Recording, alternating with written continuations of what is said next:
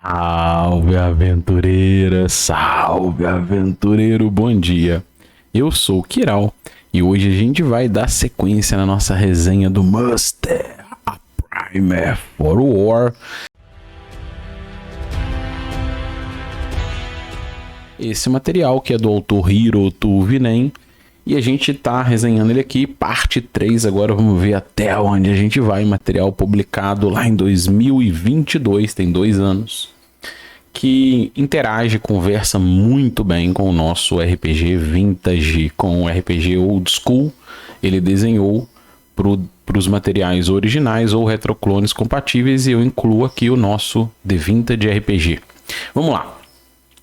A gente parou no episódio 2, né, na resenha parte 2, a gente parou nesta página 12. E aqui ele tem uma proposta que é Man Against Dungeon, né? Ou seja, a ideia geral é personagem contra o Dédalo, né? São personagens contra a dungeon, personagens contra a aventura. É um homem contra a aventura, uma mulher contra a aventura, pessoa contra o ambiente, né? Então ele comenta aqui que a dungeon, né, o Dédalo, ela tem todos os seus desafios. Então você, como mestre ou como mestra, vai preparar a estrutura desafiadora do jogo. Então a ideia é você, como GM ou como DM, né, desafiante mestre, dungeon master, game master, você vai preparar o Dédalo, um ambiente de aventura e os seus desafios. E que desafios são esses, né?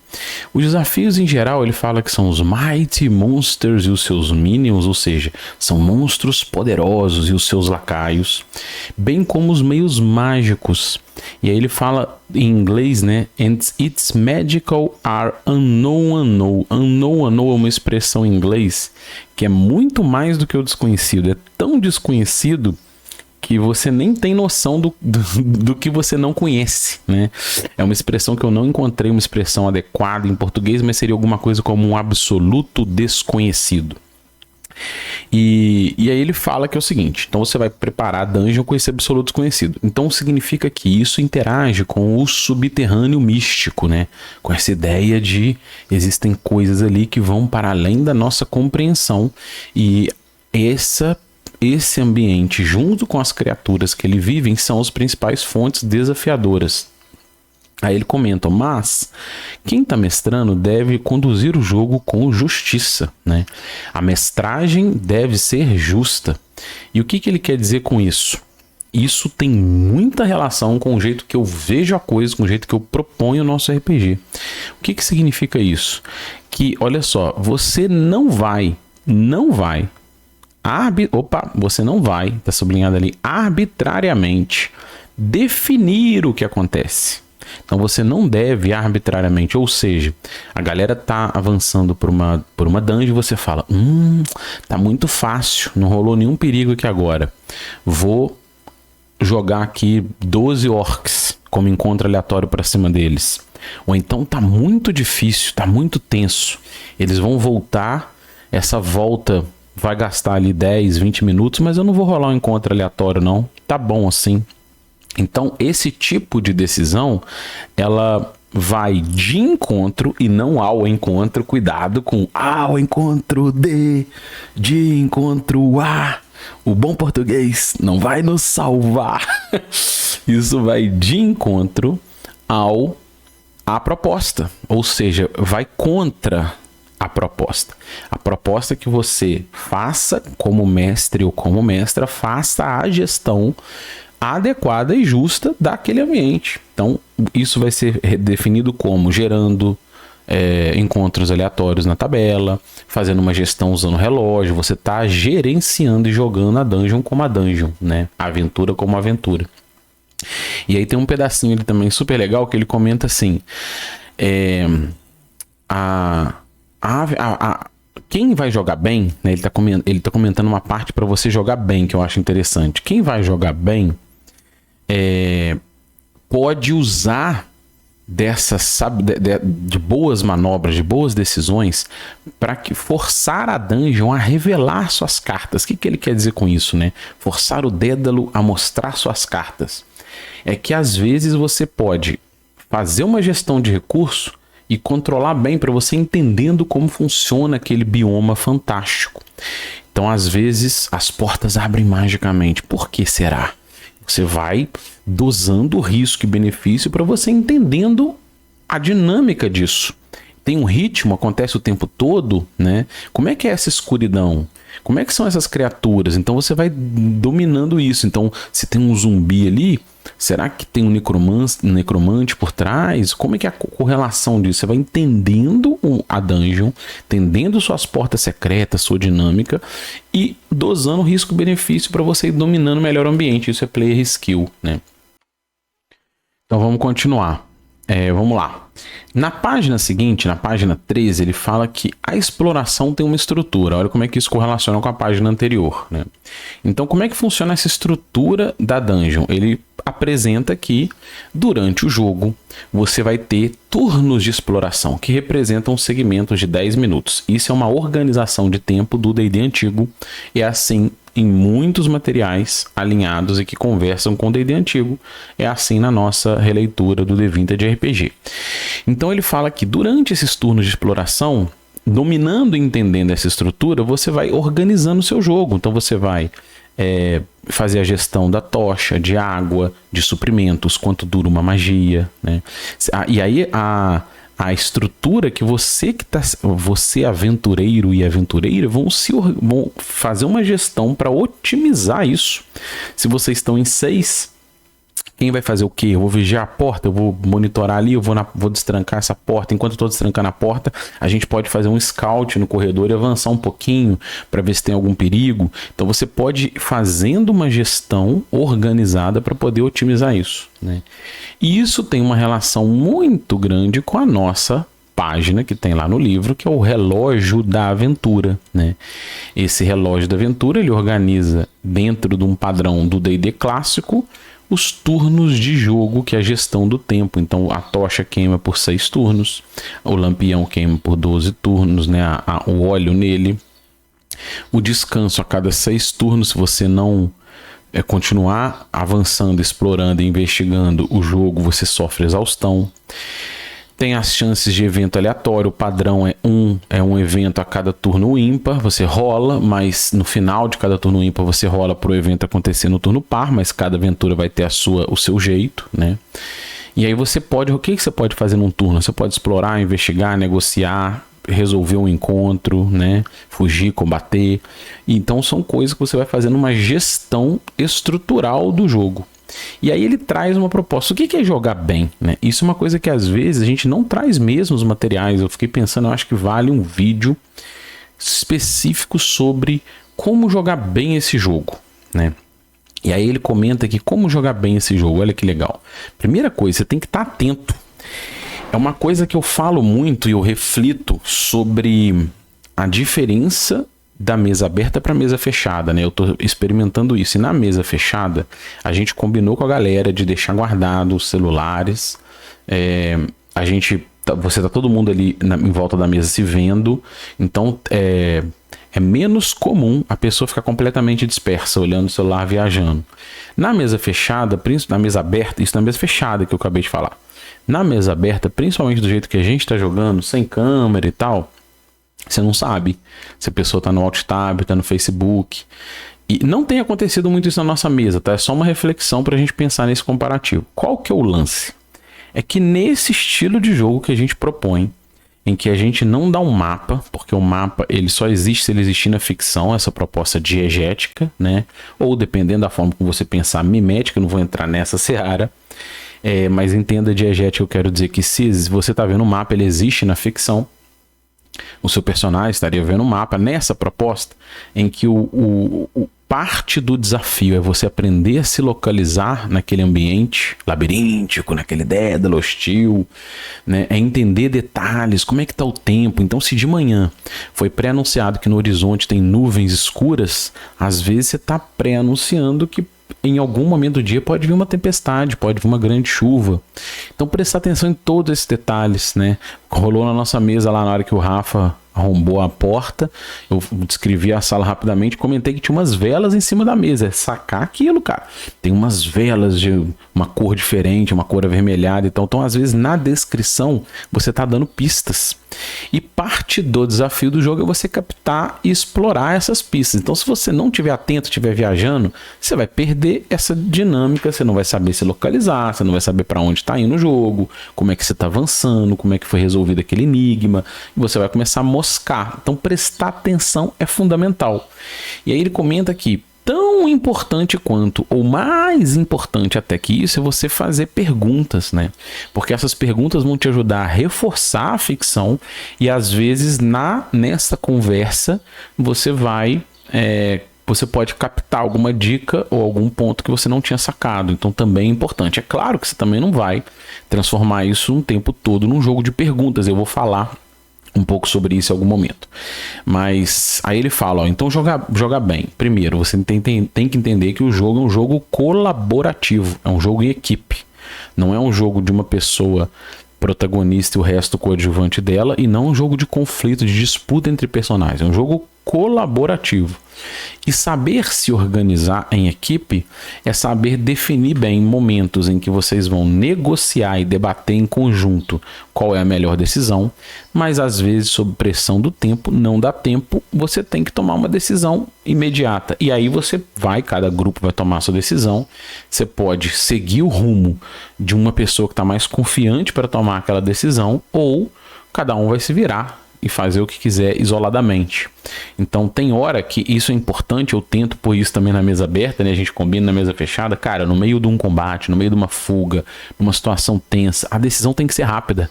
Não dá pra você ficar moscando ali, peraí, como é que é? Tá desabando o teto em cima da sua cabeça, que você começa a rachar tudo, cair pedra, o que você faz? Peraí, qual que é o tamanho da pedra? Peraí, não entendi, qual que é o tamanho do corredor? Cara, isso aí não rola, entendeu? Não rola, é decisão rápida. Imagino que der para imaginar, e é uma proposta que eu até pus no livro, né? Eu quero fazer um vídeo sobre jogar bem, na minha visão, né? Mas eu até coloquei isso no livro. A gente tem uma proposta que nesses momentos de rodada, de combate, de fuga, nesses momentos urgentes, a gente combinar que cada um tem que tomar uma decisão em até 10 segundos, né? Para ser rápido, é decisão rápida. Não dá para ficar viajando, mas tem momentos que sim, você pode reforçar isso. É uma coisa que cada mesa vai achar a sua fórmula mágica. Mas é uma reflexão que ele traz aqui. Eu quero fazer um vídeo, estou refletindo para fazer um vídeo só sobre isso. E aí ele fala que uma outra coisa que ele fala muito legal, que é a diferença aqui, eu não sei se é a melhor tradução, mas seria alguma coisa entre manobra e encenação, ou manobra e teatralidade, né? Ele fala que o D&D antigo, ele é muito mais sobre manobra do que sobre play acting, né? Do que sobre encenação. Isso significa que jogar bem esse jogo tem muito mais relação com você estar atento no jogo, entender o posicionamento ficcional que você tem e tomar melhores decisões sobre isso. Então, quais são as melhores decisões? O que a gente vai fazer com essa armadilha? Como que a gente vai lidar com esse desafio? Nós vamos lutar, vamos esconder, vou usar uma magia de invisibilidade para ficar todo mundo invisível, essa criatura tem um faro aguçado, nós vamos passar todo mundo bosta de anão, uma coisa que eu fiz na mesa brincando, né? Virou um meme na nossa mesa presencial, é a tal da bosta de anão. Tem que passar bosta de anão, cara, que mascara o cheiro. Então, esse tipo de decisão são decisões táticas, né? Não é que o jogo é um jogo tático, mas eles são decisões focadas no desafio. Enquanto que às vezes você vai fazer uma decisão pela encenação. Vai ser muito legal vindo lá 30, 40 orcs pra cima de mim, eu puxar a espada com aquela cena, a câmera olha de trás e eu venho girando a espada contra eles. Mas cara, se você fizer isso e eles vierem, eles vão te esfarelar, e esse é o jogo, né? Esse é o jogo. Então não significa, eu quero discutir isso no vídeo, né? Não significa que você fazer a voz, que você transmitir emoção, maiores emoções e momentos emocionantes e emocionais na decisão seja ruim. Mas jogar bem tem muito mais relação com você tomar as melhores decisões possíveis, tá? Isso é o que ele está propondo ali. Eu concordo e entendo esse ponto e quero refletir mais para fazer um vídeo específico sobre isso, até porque isso dá muito pano para manga também, porque se você puxar demais essa corda, pode chegar no ponto de você tirar a proposta da projeção ficcional e falar que então é um boneco, né? Se é só jogo tático e tal, então não sou eu ali, é um boneco que tá ali, né? É um bonequinho, eu vou mexer com o boneco do jeito... Eu viro um tabuleiro e não é isso. Mas eu acho que vale um vídeo específico sobre isso. Mas enfim, eu acho que dá muito pano pra manga, acho muito legal essa discussão e eu acho que ele trouxe um ponto aqui bem interessante pra gente debater depois. Então no final ele fala isso, ó, e abra os seus olhos, mantenha seus olhos abertos para oportunidades, né? And keep your eyes open for opportunities, porque o tempo todo durante o jogo vão surgir oportunidades, oportunidade de aproveitar bem uma armadilha, oportunidade de aproveitar bem uma porta secreta, oportunidade de aproveitar bem uma variação atmosférica, uma chuva. Então o tempo todo ficar ligado, o jogo é de risco e benefício, de oportunidades e desafios, ficar ligado o tempo todo nisso, né? Aí ele traz uma estrutura, né, um fluxograma, que é sobre o procedimento geral de uma aventura. Essa arte eu trouxe de outro livro, tá? Eu trouxe aqui só para ilustrar, isso não tem no livro dele. Essa arte aqui é de uma aventura clássica do D&D, mas eu trouxe do D&D antigo, né? Mas eu trouxe para poder ilustrar aqui a ideia. Você chegou numa dungeon nova, né? Então você vai fazer o movimento. Por onde eu vou entrar? Pela janela, pela porta, né, nós vamos entrar pelo teto, tem um subterrâneo. Você vai tomar a sua decisão. Você vai escolher a melhor rota da exploração. Aí começam os turnos de exploração. Nesses turnos de exploração, a cada 6 você vai sofrer exaustão. Se você não parar para reacender tocha, tomar uma água, tomar um fôlego, né? Esse turno de respiro, se você não fizer, você vai ficando exausto pela própria natureza da exploração. Mas nos outros você vai fazer explorações e investigações, né? Investigando portas, o que tem nesse piano, o que tem nesse armário, aqui é uma sala, tem coisa embaixo do tapete, você vai fazendo as explorações. Ao longo disso, são avaliadas as chances de encontros aleatórios. Então você vai avaliando, às vezes uma vez por turno, às vezes a cada 2 turnos, se tem ou não um encontro aleatório, se rola ou não algum evento, algum encontro aleatório no meio. Se tiver, pode rolar surpresa ou não. E aí essa dinâmica gera as descobertas, né? Ou seja, você vai descobrir se tem uma porta secreta ou não, o que tem dentro desse baú.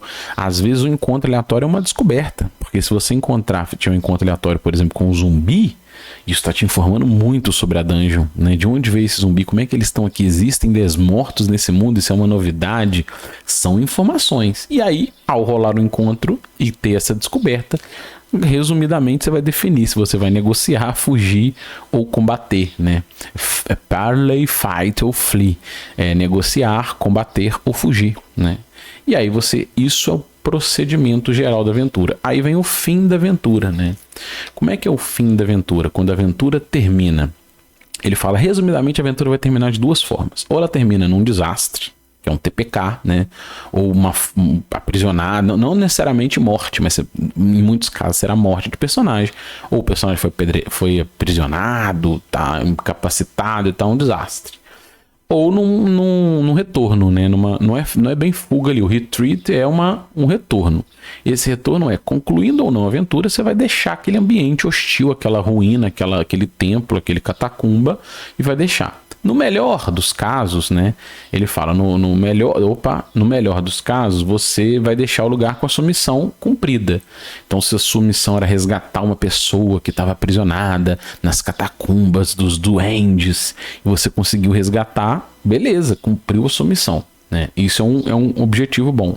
Mas em muitos casos, sair vivo já é o suficiente. Você encontrou o demônio das sombras, né? E cara, só de sair vivo já é sucesso, né? Já tá muito bom também, faz parte do jogo. Em muitos casos, alguma coisa entre isso. Ele fala, esse é o jogo, né? Esse é o jogo. Então saber, tá consciente de que perder personagem faz parte, né? Esse é o jogo. Aí ele traz aqui, ó, o que são os objetivos, né, alcançados. Quando você tem uma missão com sucesso, você vai sair com um pouquinho de grana. E o personagem iniciante, ele é pobre em equipamento. Você tem que escolher entre comprar, às vezes, um lampião ou ter uma mula. Então você tá ali escasso. Às vezes a gente vai iniciar o jogo, às vezes você não tem um arco, não tem uma besta, né? Na nossa mesa, dos 5 personagens que estavam jogando, só um tinha besta, tinha arma de projétil. O resto não tinha grana. Arremessava uma machadinha, né? Então é uma decisão que você vai tomar. Então, às vezes uma missão, um sucesso simples, já muda o nível. Você consegue comprar um cavalo, ter uma armadura melhor. Enfim, é o sucesso geral. Tem a evolução de nível. Olha que curioso, ele fala aqui. Quando você consegue muito tesouro e muito XP, você evolui nível. E ele fala que é nessa evolução de nível que você vai mudar a estrutura do personagem, cada evolução de nível. Então ele fala que normalmente isso vai mudar o jogo de um casual para um jogo regular, porque é diferente. Eu quero fazer um vídeo só sobre isso, na importância da campanha no RPG. Esse tipo de jogo é um jogo de campanha. Se você jogar uma aventura one shot, você não vai ter essas experiências que estão no desenho, no design, na espinha dorsal do jogo. Agora, uma coisa que eu achei muito curiosa é que ele fala que na experiência dele, normalmente de 10 a 20 sessões rola essa mudança de nível. E eu vivi, e normalmente de maneira clássica aí nos meus 31 anos de RPG, eu vivi uma experiência parecida com essa. No D&D clássico principalmente, né? Eu tenho 31 anos de RPG, mas não todos no D&D clássico, né? Na verdade, a maioria foi terceira, quarta e quinta edição, quase 20 anos desse total, né? Talvez 20 anos desse total. Deixa eu pensar que eu entrei no D&D terceira edição nos anos 2000 e voltei a jogar o D&D antigo ali em torno de 2018, 2019. Fiz uma transição de uns 2 anos estudando. Então são 18 anos aí, de 31, né? Um pouco mais que a metade, no D&D moderno. E joguei ao longo dos anos 90 a Cyclopedia, mas com outros sistemas também. E nos últimos 5, 6 anos que eu mergulhei a vera no D&D antigo. E nessa experiência aí toda, mas mesmo no D&D moderno, a gente não tinha uma experiência de evolução tão vertical. Na última campanha que eu mestrei aqui, nosso presencial, The Isle of Dread, né, a Ilha do Pavor e depois a Battle Maze, nas duas, a gente teve uma dinâmica de... depois de 1 ano de jogo, foram quase 40 sessões, o personagem nível mais alto era uma maga que era nível 3. Então, se você pegar ali... Na verdade, não foi 1 ano, porque a gente tinha começado em maio. Então, se não me engano, foram ali umas 30 sessões naquele ano, naquele primeiro ano, né? Depois a gente jogou mais, mas eu quero dizer assim, na primeira experiência ali de janeiro, fevereiro, março, abril, maio, junho, julho, agosto, setembro, outubro, novembro, dezembro, em 7 meses, a gente jogou 7 vezes 4, 28. Em 28 sessões, a maga, que era de nível mais alto, porque alguns personagens morreram, trocou e tal. A maga foi a que desde a primeira aventura jogou até o final deste primeiro ciclo do primeiro ano. Em 28 sessões ela chegou a nível 3. É muito próximo do que ele está falando aí, ó. Entre 10 e 20 sessões, né? Só que na mesa aberta, a gente tá... O personagem que jogou mais vezes jogou 12. A gente tem 21 episódios, mas o personagem que mais jogou 12.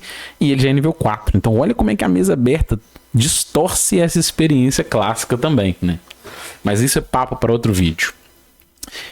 E ele fala que outra coisa é quando você tá próximo de aposentar. Você pode fazer qualquer coisa, né? Compra um estábulo, aposenta seu personagem, né? Contrata auxiliares, se torna famoso, monta um dragão. Aí é quando você tá avançado, né? Você vai continuar jogando com um personagem, né, famoso no meio ou vai aposentá-lo, aí é contigo. Então é isso que ele estrutura geral. Quando você alcança os objetivos do jogo. Então ele termina assim, que de uma forma geral, o que é vencer no jogo, né? Quais são os objetivos do jogo? Geralmente o seu objetivo é sobreviver e prosperar com aquele personagem.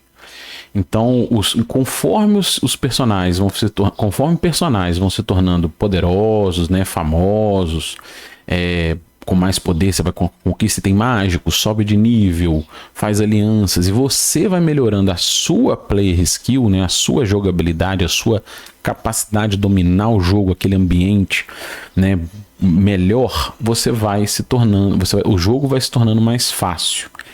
E aí você vai definir, né, conseguiu tesouros o suficiente, não faz mais sentido se arriscar, aí você considera que aquele personagem venceu o jogo, né? Você venceu o jogo por aquele personagem. Por quê? Porque você está arriscando a vida. Imagina que você está projetando na ficção. Você está arriscando a vida porque o personagem é pária na sociedade. Ele é um marginal naquela estrutura civilizada ali. Ele não é nobre, ele não é dono de terra, ele não é nada. Ele é um marginal ou uma marginal que tem que arriscar a vida em aventuras, normalmente perdendo essa vida para poder se dar bem. Quando ele consegue fama e recurso suficiente, não faz mais sentido ele arriscar a vida. Aí beleza, ganhei no jogo, né? É mais ou menos sobre isso. Ele fala que no geral a gente normalmente perde mais do que ganha, mas é isso que dá a vitória saborosa, né? E é isso, né? Ele, no final é isso, né? Ele fala que mesmo se você, né, mesmo quem joga bem, né, durante as expedições, mesmo quem joga bem mais cedo ou mais tarde, vai ter um deslize. Então, normalmente a gente perde mais do que ganha por isso. É um jogo longo, as expedições são demoradas, as campanhas são longas, e de vez em quando você tem um deslize, tem um azar, e aí você perde o personagem. Mas é isto que eu tinha para falar hoje. Eu acho que a gente encerra bem essa primeira parte, nessa parte 3, mas fechando agora direitinho. Vou tentar fazer agora daqui para frente capítulo a capítulo. Aquele primeiro capítulo ficou no meio, fiz a outra metade agora. Acho que tá bom. A gente continua na parte 4, já no novo capítulo. Valeu, galera! E se você gostou, se inscreva no nosso canal, deixa um joinha, compartilhe esse vídeo e, acima de tudo, comente. Porque o nosso grande objetivo é sempre trocar XP. Um abraço e até o próximo vídeo.